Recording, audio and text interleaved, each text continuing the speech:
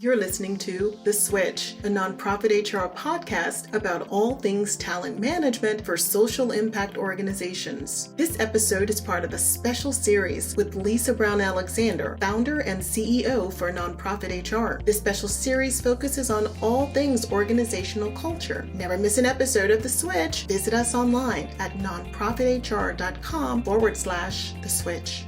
For this episode, Lisa Brown Alexander will interview Leslie Mays, Chief Diversity, Equity, and Inclusion Officer for the Gates Foundation. And now for some information about our conversation host. Driven to serve the often overlooked people management needs for the social impact sector, Lisa Brown Alexander set out to build a market where one didn't exist. She founded Nonprofit HR in 2000, the leading talent management firm in the country that works exclusively with the nonprofit sector. A serial entrepreneur, Lisa is also co-founder of Wellspring Manor and Spa, located in Prince George's County, Maryland. Lisa's goal is to ensure that every nonprofit HR engagement inspires social sector leaders to strengthen their most important asset, their people. Over the course of her career, Lisa has presented to hundreds of organizations, staff, and leadership teams, covering all things talent management for the social sector. Nonprofit HR has also been listed by Inc. 5000 as one of the nation's fastest growing companies. Leslie Mays has led significant culture transformation efforts for more than 30 years across industries and sectors. She established and led the creation of innovative diversity and inclusion strategies for some of the world's largest firms, including Avon Products, Kimberly-Clark, Pfizer Inc., Royal Dutch Shell, and General Mills. She currently serves as Chief DEI Officer and is responsible for ensuring and integrating the impact of DEI across all areas of the Gates Foundation, including culture, talent, grant making, and ultimately program outcomes. Prior to joining the foundation, she was a partner at Mercer Consulting, based in New York City. And now, here's Lisa and Leslie. Thanks so much for joining me today, Leslie. I'm absolutely thrilled to have you as part of this conversation and look forward to hearing your thoughts and insights about organizational culture. But first, tell us a little bit about the Gates Foundation and perhaps things that people don't know. First, thank you so much for having me. I know that it took us quite a while to get things arranged, but I am so pleased to be able to join you to talk about a subject that I'm really interested in, and that is organizational culture. So the basics on the foundation, we were founded in 2020. We have a very compelling mission, I think, to create a world where every person has the chance to live a healthy and productive life. And our organizing principle from the very start was all lives have equal value, or that is our organizing philosophy. We work in lower income countries. The foundation focuses on improving people's health through development, supporting those with the greatest need to lift themselves out of hunger and extreme poverty. In the United States, we seek to ensure that all people have access to the opportunities they need to succeed in school and life. We fund about grantees across 50 states and in the District of Columbia. We operate in 144 countries around the world. And this year we announced that our spend is growing from $6.7 billion, which was where we started in 2021, to now $9 billion by 2026. It's really pretty overwhelming when you think about it. Because it's a 50% increase in our spend since the beginning of the pandemic. You know, we go places and work on things that many other organizations, philanthropic and otherwise, overlook. We have about 1,700 employees. Our offices are located in Seattle, Washington, D.C., and around the world in Europe, Asia, and several points in Africa. We're actually expanding our footprint in Africa starting this year, which I'm really excited about, and several of us are. Our grant making cuts across several different areas, including our newest focuses on gender equality, global health, global development, global growth and opportunity, policy and advocacy, and as I said, our U.S. programs. So that's a little bit about the foundation. It may be those sorts of things that people can go to the internet and research themselves, but to live in an organizational environment that has those type of aspirations and goals is a pretty unique experience, which I'm really excited about. Undoubtedly, the Gates Foundation has a massive global footprint. and is a massive global organization. Many of our listeners are domestically based, although some Mhm. have international footprints. And so, if we kind of pull the borders in a little bit and talk about what the Gates Foundation is doing or how it's organized, how its workforce is organized here in the US, can you talk a little bit about that and how you're experimenting with the hybrid workforce? Sure. You mentioned having staff around the world, but I'm curious if your practices domestically mirror those of your global staff. We aim to have the most equitable approaches and treatment of staff anywhere they work on behalf of the foundation. As I just described, the various grant making areas that we focus on represent our divisions. So we have roughly, I think it's 8 divisions at last count. And then we have a sizable business operations division that has, your business practices around IT, HR, communications, et cetera, but pretty evenly distributed across all of those divisions. Again, as I mentioned, we are growing our footprint outside of the United States, particularly in Africa. We announced that we would be opening offices in Kenya and in Senegal earlier this year, and that's added to the work that we have already started doing in areas like Ethiopia, Nigeria, et cetera. So I think that it's quite exciting to experience that type of growth. And, with growth comes lots of challenges in terms of managing through the morass of legal requirements, the type of employment contracts that have to be in place, how you pay people, the currency with which you pay them. So we're working through a lot of that right now, but we have a very solid philosophical approach to how we're doing that work. And it starts with a commitment to greater equity, inclusiveness, and to make sure that we are being mindful of not just taking our policies and processes outside of the United States and supplanting them elsewhere, but really understanding the context and the cultures within which we're operating to make sure we're meeting the needs of the folks that are employed on behalf of the foundation in those countries. I would imagine as a global organization, this notion of hybrid work shows up differently in different parts of the world, right? So we know that here in the US, COVID was a massive kind of phenomenon. It had huge implications for Absolutely. business and organizational culture. How did it show up for the Gates Foundation, both here in the United States and around the world? How did the whole hybrid remote work dynamic manifest?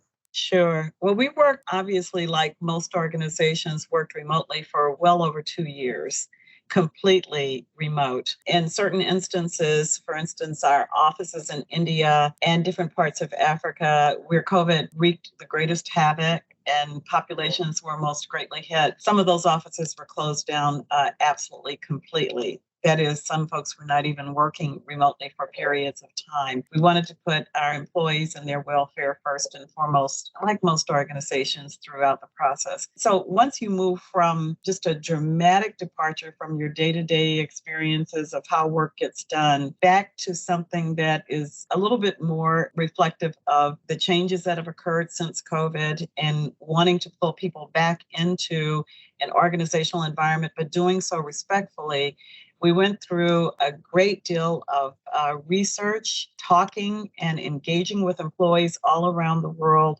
to really understand what would be the most meaningful way to return to work. And we did arrive at a hybrid experience. We also instituted greater flexibility in employees, those who wanted to work completely remotely. And so those options are available for roughly 20% of our workforce, and they can be requested by employees. But in terms of the hybrid work arrangements, we invited folks back to at least 50% of their time can be still worked remotely or in a hybrid situation. It's really left up to teams. It's left up to the managers. It takes into account the travel that maybe employees have to undertake as a part of their work. It eliminates sort of meetings. And so there's a lot of provisions and a lot of guidelines that we were very thoughtful about putting together and reintroducing to our workforce as we brought them back into more of a hybrid situation. That is, those who were not working 100% remote. We instituted or kind of launched this more fully or formally at the beginning of this year, but we spent probably the last quarter of last year allowing people to experiment, to think about what works for them. And the one caveat, I guess, or one request that we made of many of our employees is that, part of the benefit, and this gets to what your series is about around organizational culture, of being affiliated with an organization, whether it's the Gates Foundation, whether it is a large multinational for-profit, or wherever you may work, is to experience the culture of the organization. And it's very difficult to do, as you well know, if everybody is working remotely. There are issues around how do you identify with, the organization that you work with, the people that you engage with. And we just see that, again, the engagement, the creativity, the innovation that comes from people coming together, even if it is 2 days a week as a team or 1 day a week as a team, is immeasurable. And so many of our staff are seeing that as well. When we went to the hybrid work arrangement, one of the things that we wanted to make sure that we protected, again, was thinking about how do you create spaces and opportunities for people to come together. So in the foundation, we've historically had what we call Annual Employee Week, and that just occurred 2 weeks ago, where we bring employees in from all around the world to our headquarters in Seattle for a period of a week's time. It can sometimes be longer for those who are traveling from further distances. And it is just an electrifying experience. It's funny because I joined the foundation at the end of 2019, just prior to our COVID shutdown in the state of Washington.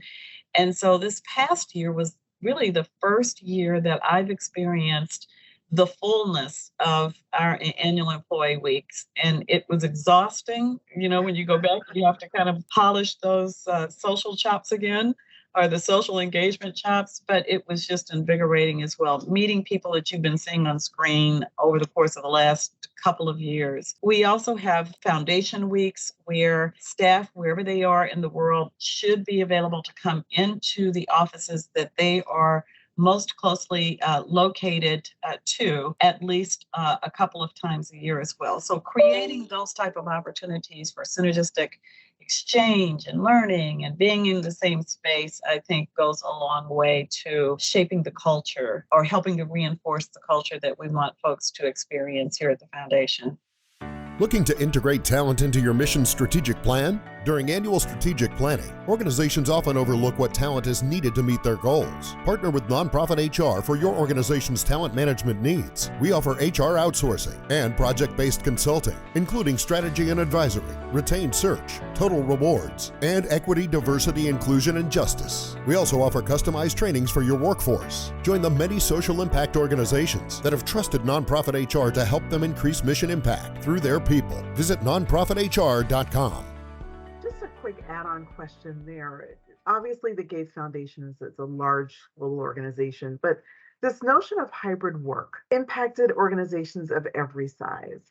Absolutely. What would you say was the greatest cultural insight that you gained when the organization moved from the kind of the traditional in-office environment to going hybrid? What was kind of the greatest organizational cultural insight that you and the leaders of the Gates Foundation gained from that kind of transition? I think like many, it's surprising how productive folks can actually be, even if they are working, if everyone is working remotely. I think that we are still kind of testing the waters as we move into the hybrid work situation. Again, what works for teams, what works for individuals, just bringing it to the work that I do on a very personal or institutional level in terms of diversity, equity, and inclusion. We developed a 4-year DEI strategic plan with measurements when we were completely virtual. So the leadership, the engagement, everything that contributed to shaping a hallmark really of, or what has become a hallmark of the foundation was done completely virtually. And so coming back in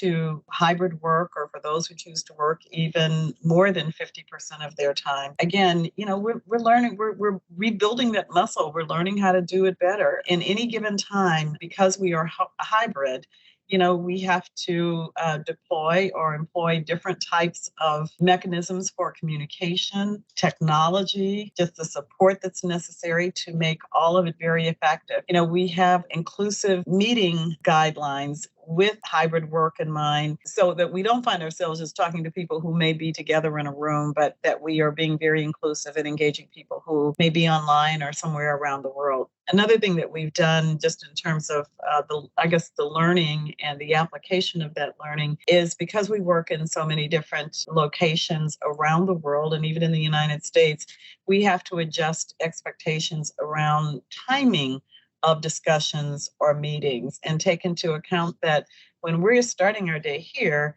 our colleagues in India or in parts of Africa are ending their day, or they may even be on their weekend. So we have some very clear provisions and guidelines on what's in scope and what's out of scope for even arranging meetings that are respectful of our colleagues' needs and spending time with family.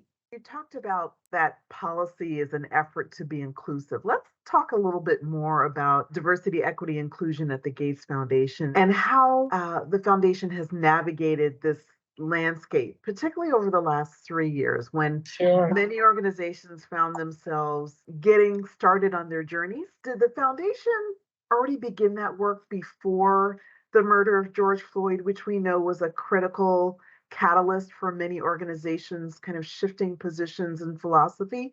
What was the foundation doing before that pivotal moment, and what have you been doing since? We had actually started our DEI work prior to the George Floyd incidents and all those that unfolded, later in that summer, and that are still going on, unfortunately. Because of the complexity of our organization, its structure, it's highly matrixed.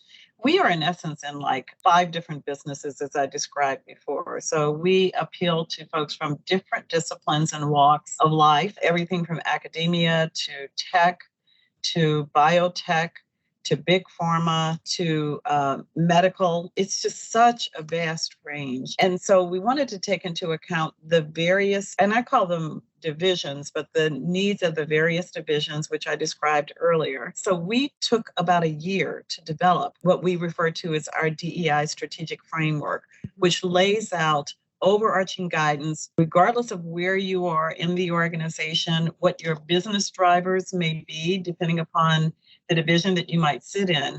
But we wanted to provide high-level guidance that would govern and provide direction to how an organization as complex as the Gates Foundation could create the momentum for everybody to move and row in the right direction, or a direction that will actually make the changes that we want to see in culture and leadership mindset, in our talent makeup, et cetera. So we organized a framework that we identified 4 critical pillars. 2 of them are what you find in most organizations' DEI work. It's talent, it is culture. Leadership accountability is something that we call out specifically because we said this would have to be leader-led. It's not a grounds up or sort of organic movement. This is part of the leadership agenda.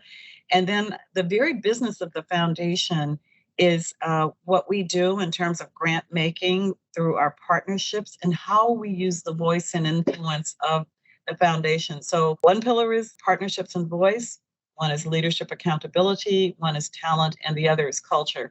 And when we set this framework up, we told our leaders that this is not a cherry picking exercise like you do one or you pursue this in a linear fashion. You've got to do something on all 4 to create the systemic change and to move the organization forward. It's really amazing how it has continued to inform and test the organization's resilience in thinking about this topic. Every year, we have people now placed in each of our divisions who have accountability and responsibility for DEI with respect to their division.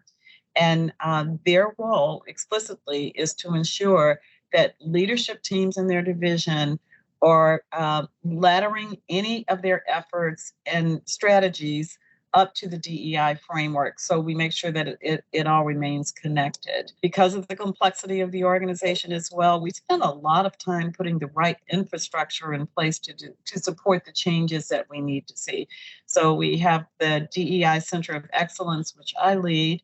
It sits in the executive division, not in HR, which was a conscious choice and decision.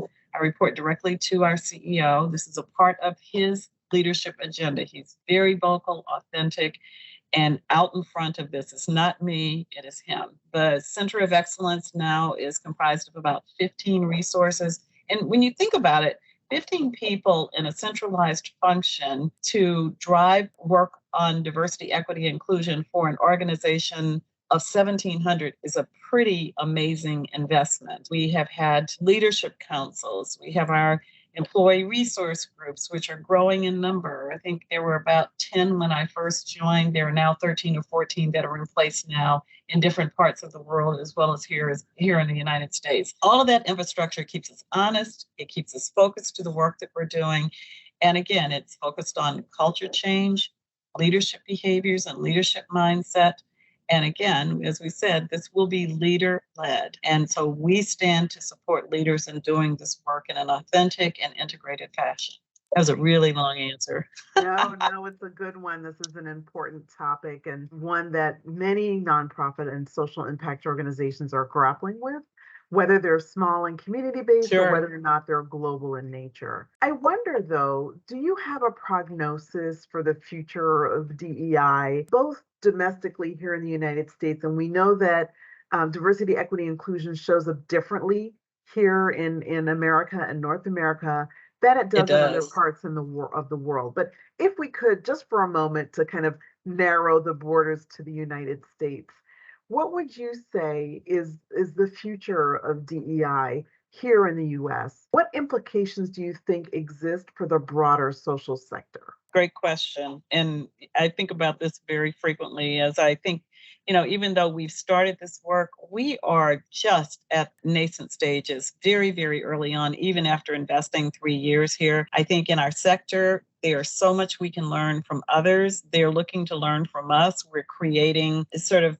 opportunities and communities to do more of that active sharing, mutual sharing and learning together. But I think as I look to the future, there's so many exciting business opportunities / challenges that are happening. One, as an example right now, that so many organizations are grappling with is AI and the impact of AI. Yeah. And that was not something that was even on our radar screen from a DEI standpoint, or even maybe you could say an organizational culture standpoint, until it feels like it was yesterday. Yeah. And now everyone is grappling with that. And I think that we have to seize opportunities like the emergence of AI and so many other social changes that are happening, or environmental changes that are happening. And that has to be taken into account as organizations work on their diversity, equity, and inclusion work, broadly speaking. So it's almost like the D in diversity has almost been de-emphasized, where I think it's still necessary. But, we have to move away from kind of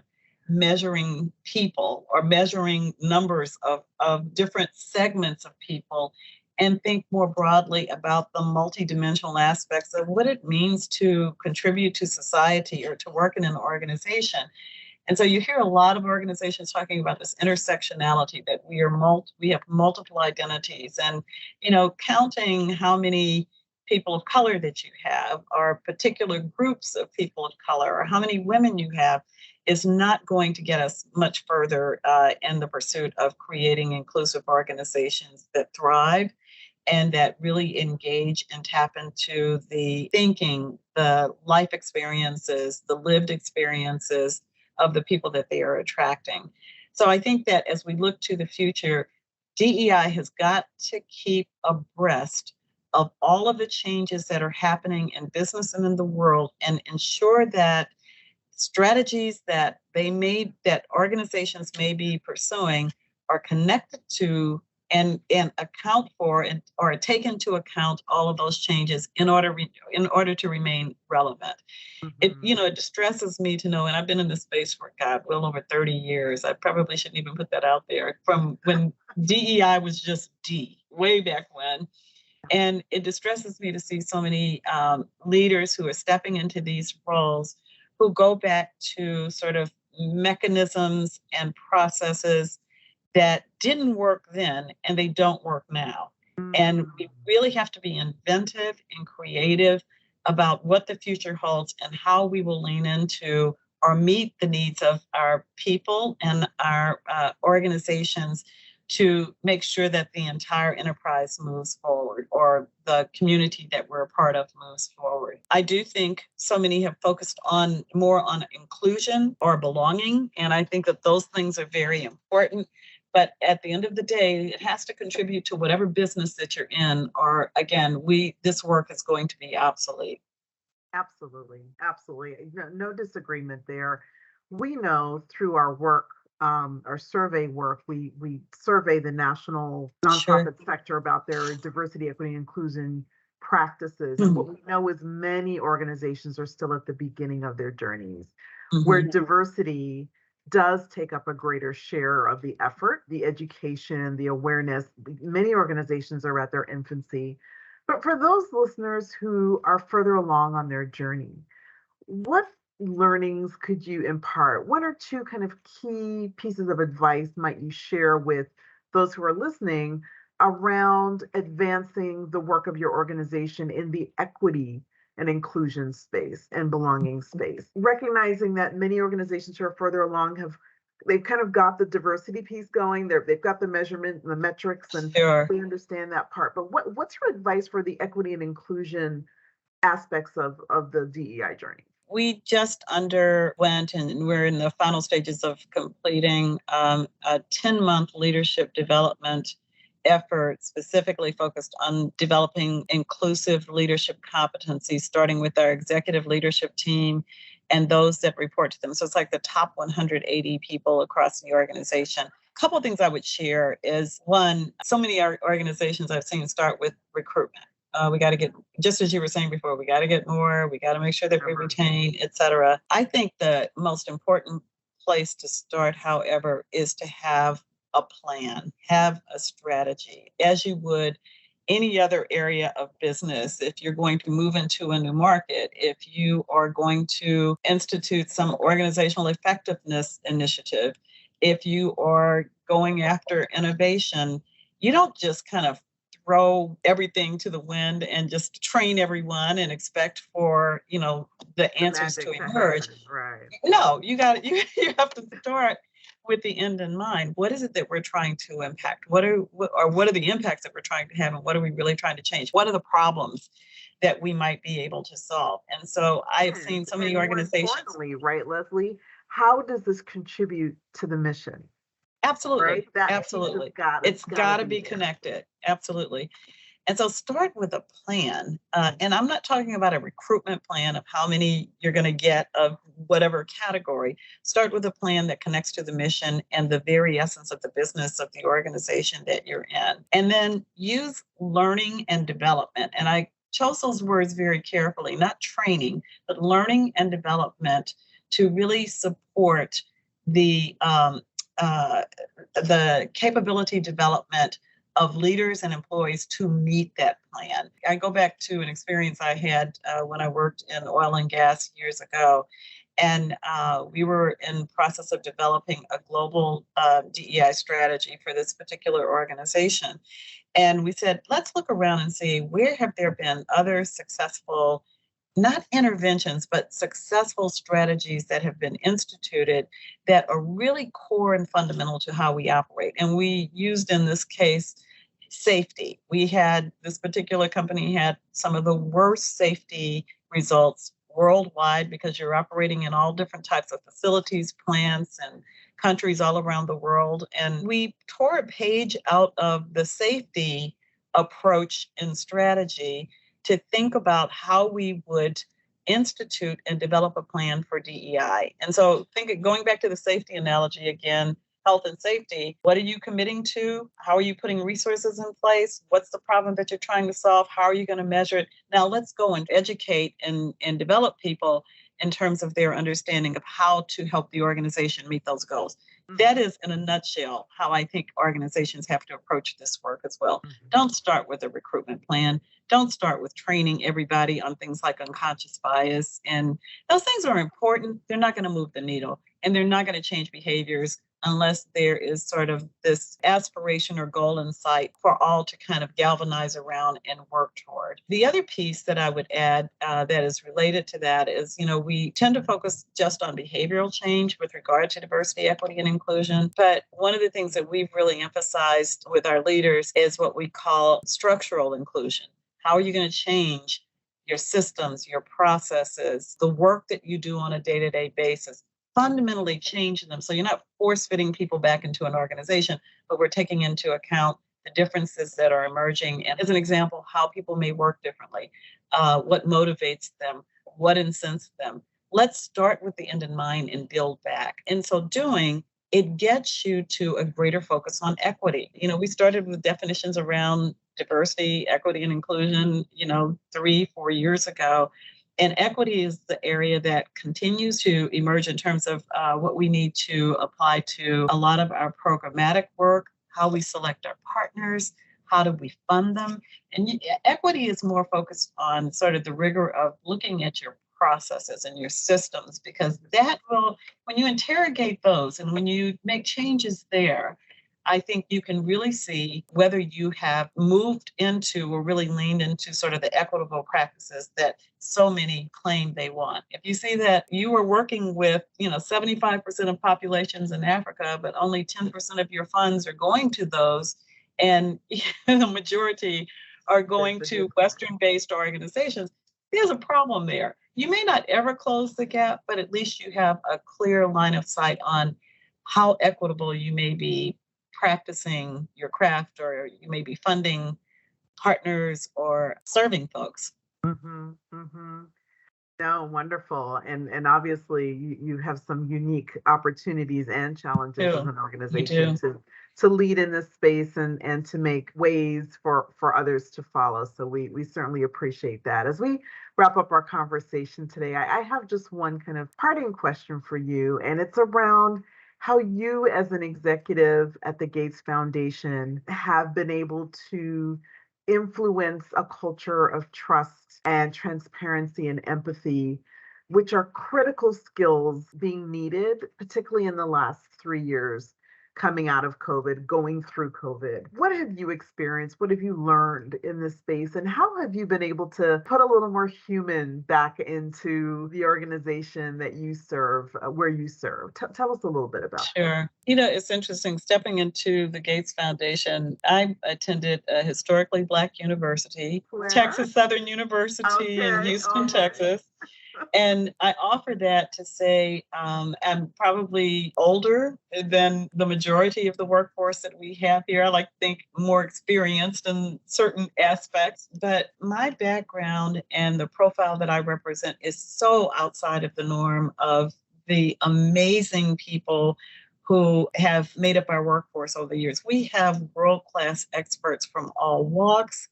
We have what we frequently refer to as like unicorns. There may be 3 people on the face of the earth that can do the job that they've come here to do. That can be pretty overwhelming.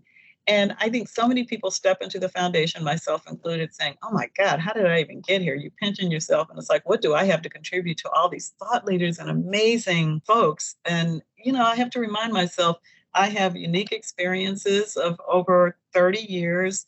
And I bring something to this organization that not many others know about, have done, and experienced.